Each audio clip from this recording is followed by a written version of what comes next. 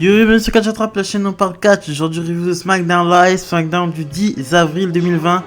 Tout d'abord, avant de commencer la vidéo, j'aimerais vous demander de vous abonner, c'est très important. Cliquez sur la petite cloche bleue pour être au courant de toutes les nouveautés de la chaîne. Si vous êtes intéressé, apportez votre soutien à la chaîne, faites partie de l'équipe. Et merci encore de m'écouter en tout cas. Et voilà, c'est très important. Abonnez-vous, likez, très important pour le développement de la chaîne. On commence ce SmackDown post-Mania avec Braun Strowman qui vient célébrer son titre. Il vient célébrer et il dit qu'il a eu une opportunité, il n'a fait que la saisir. Et il se fait couper par Nakamura qui arrive. Donc, Nakamura qui arrive, qui lui sort quelques blagues en anglais. Nakamura qui parle en anglais. Et en fait la blague, l'aboutissant de la blague veut dire que la dernière fois qu'il a croisé Braun Strowman, il a battu Braun Strowman, ce qui est vrai pour le titre intercontinental.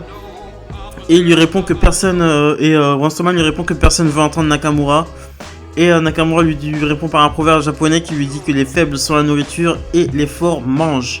Et ensuite Cesaro essaie d'attaquer Braun Strowman par derrière. Braun Strowman réussit à le repousser mais se prend un énorme kick de la part de Nakamura. Donc ensuite, en fait cet angle-là nous donnera le main event de ce soir. Braun Strowman contre Nakamura pour le titre universel. Donc Nakamura qui fait comme Drew McIntyre, qui défend son titre immédiatement après l'avoir eu. Alexa Bliss contre Nikki Cross, une nouvelle championne par équipe contre des Kabuki Warriors pour le championnat par équipe féminin de SmackDown. Revanche de WrestleMania. Ça a été bon. Le match était meilleur que celui de Mania. Voilà. Ils font des matchs à SmackDown meilleurs que ceux de Mania. Pour moi, le match était meilleur que Mania. J'ai bien aimé la relation avec Asuka et Nikki Cross qui se battent pour savoir laquelle est la plus folle des deux. J'ai bien aimé à un moment donné, elle monte sur la table, elle se gueule dessus, c'était sympa. Donc le finish, Asuka est à l'extérieur, Asuka est hors circuit à l'extérieur. C'est la légale, la femme légale, c'est Alexa Bliss et Kairi Sane. Alexa Bliss fait le changement avec Nikki Cross qui passe un neckbreaker sur Kairi Sane pour la victoire.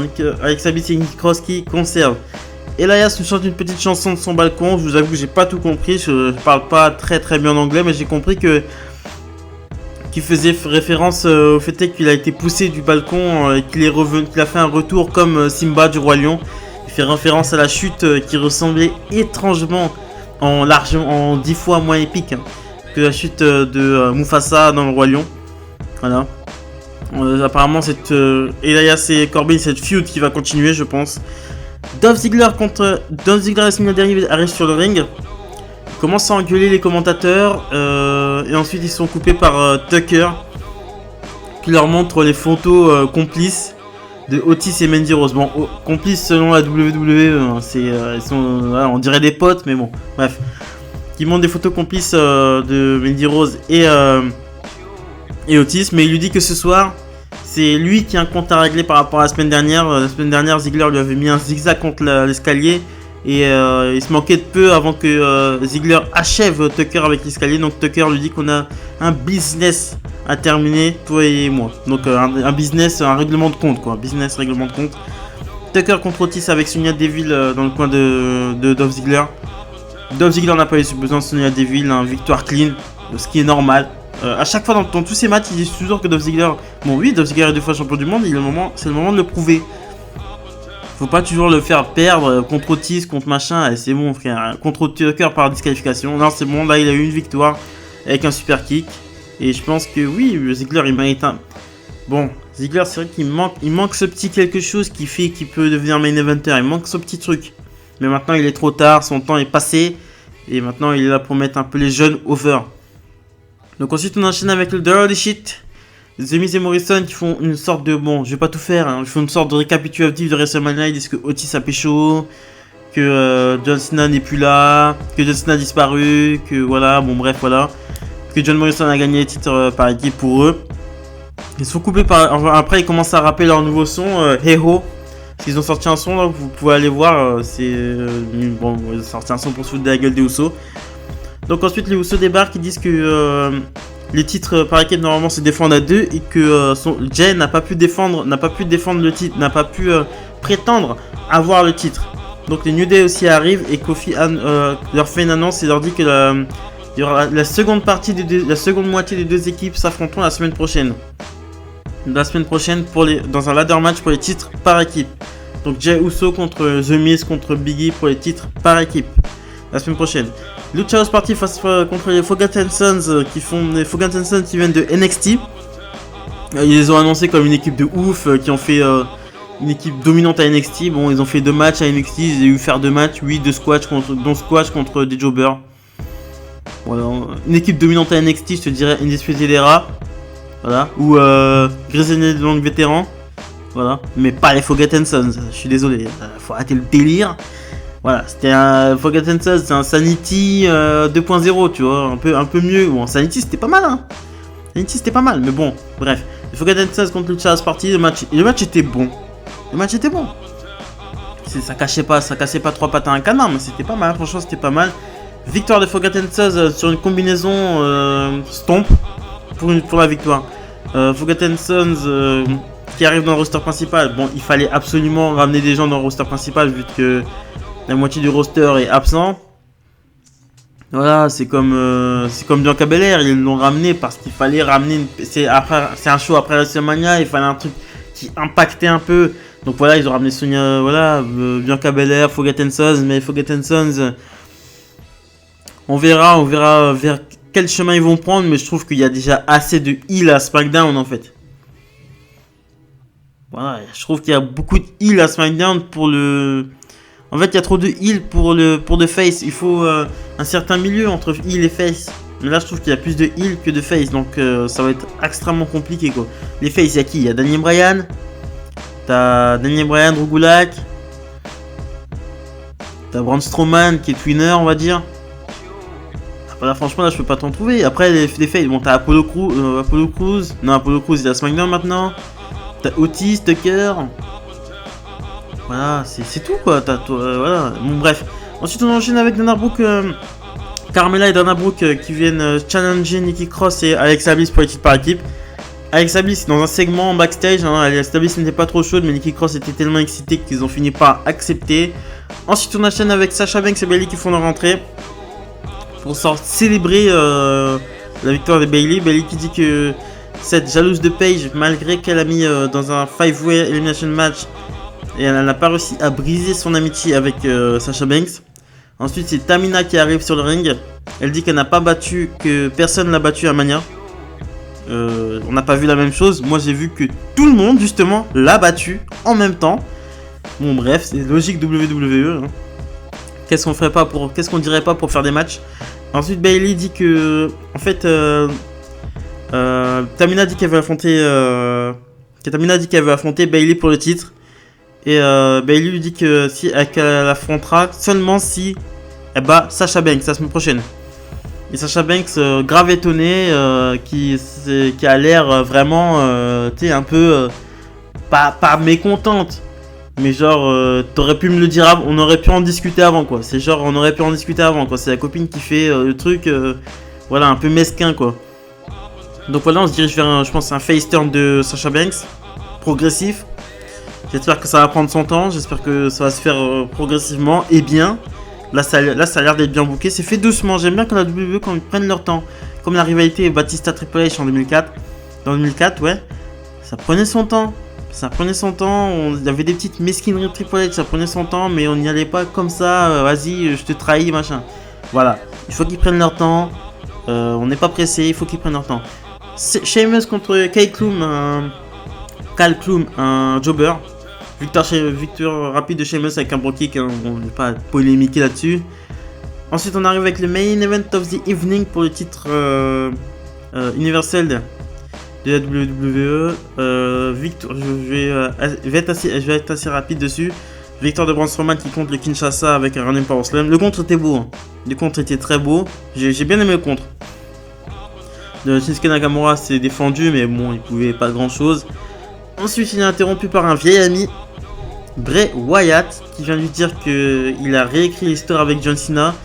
Et il lui dit qu'à l'époque où il a chopé Braun Strowman, il venait des marécages, et que c'est lui qui lui a donné une maison, et que maintenant Braun Strowman a quelque chose qu'il veut, qu'il reveut. Et lorsque un cercle se finit, un nouveau commence. Et Braun Strowman lui répond qu'il est prêt à le laisser, qu'il est prêt à le laisser entrer quand il veut et où il veut. Donc on se dirige vers un The Fiend ou un Bray Wyatt plutôt. Bray Wyatt, Braun Strowman. Franchement, ça me hype pas de ouf. Hein. Franchement, Braun Strowman, Bray Wyatt. Bon, le résultat, la normalité voudrait que Bray Wyatt gagne. Et ce serait dommage pour Braun Strowman. Hein. Franchement, je l'aime pas, mais bon. Le mec, en 2 mois, le mec, il avait un booking tout pourri. Il avait jamais eu de titre. À part les titres par équipe, avec un jeune garçon de 9 ans qu'il a dû rendre. Il avait eu. Il n'a jamais eu de titre. Il a eu le titre intercontinental le mois dernier. Là, il se retrouve avec le titre universel. Par dépit, par défaut. Et il risque de le perdre à la fin du mois. Donc c'est très dommage en fait. Il sera champion intercontinental 1 mois, champion universel 1 mois. Ça fait mal. Et surtout sans public. Ça fait très mal. Donc je vais vous faire un récapitulatif des matchs de la semaine prochaine. Et ensuite je vais vous faire quelques petites news WWE. Big E contre The Miz contre Jey Uso pour les titres par équipe dans un ladder match la semaine prochaine. Tamina contre Sasha Banks, opportunité pour Tamina d'aller défier Bayley pour le titre par équipe de SmackDown. Daniel Bryan contre Cesaro pour les qualifications du Money in the Bank. Naomi contre Dana Brooke pour les qualifications du Money in the Bank. Ensuite, news WWE. Triple H fêtera dans 2 semaines, Triple H fêtera ses 25 ans de carrière. Voilà. Mais moi je pense qu'il fêtera plutôt ses retours sur le ring parce que ses 25 ans de carrière, à mon avis, quelqu'un viendra briser. C'est le fait qu'il vienne fêter sa célébration. J'en suis sûr que quelqu'un va venir couper sa célébration. J'en suis sûr que quelqu'un va venir l'emmerder pendant sa célébration. Ça c'est obligé. C'est un bâton tendu ça. Ensuite, il y a le nouveau nom des Revival qui ont quitté la WWE. Ça je savais pas. Je savais que leur contrat allait prendre fin et qu'ils allaient pas renouveler. Mais je savais pas qu'ils étaient partis. Et je suis très déçu. J'aimais énormément les Revival. Maintenant, je vois un peu les young vétérans, un peu, je les vois un peu comme le nouveau Revival, un peu. J'aimais beaucoup cette équipe un peu à l'ancienne. Donc, Scott Dawson portera le nom de Dax Harwood. Et Dash Wilder portera le nom de Cash Wheeler. Et ils seront, je pense qu'ils partiront à la AEW. Je pense qu'on les retrouvera à la AEW. Ils iront un petit peu faire un peu de indie. Ils iront peut-être à la New Japan. Pour arriver à la AEW. De toute façon, ils seront à la AEW. Ça, c'est sûr et certain. Tournoi pour le Cruiserweight Championship. Pour élire un nouveau champion par intérim. Nouveau champion Cruiserweight par intérim parce que Jordan Devlin est bloqué en Irlande à cause de la saloperie. On sait très bien pourquoi il est bloqué là-haut. Sera sous une forme de tournoi de 8 superstars divisés en groupes de 4. Donc je vois pas pourquoi on élit un champion par intérim. Bon, même si on sait pas pendant combien de temps il sera confiné là-haut. Mais je sais pas pourquoi on a eu un champion par intérim. Ça veut dire que quand Jordan Devlin va revenir, il reprendra son titre automatiquement. Le mec il va être champion pendant je sais pas combien de temps, le gagnant de ce tournoi, pour être champion pour perdre le titre. Ah, ça fait bizarre, hein, ça fait mal au cul. Hein. Ensuite, WWE 2K 2001 peut être annulé devant les faibles résultats du jeu WWE 2K 20. La sortie de WWE 2K21 n'a toujours pas été annoncée, comme cela se fait habituellement après Mania. Habituellement dans ces eaux de l'année là, directement c'est annoncé, mais là voilà, ça n'a pas du tout été annoncé. Mais moi de toute façon, depuis, je vais vous donner mon avis sur les jeux WWE.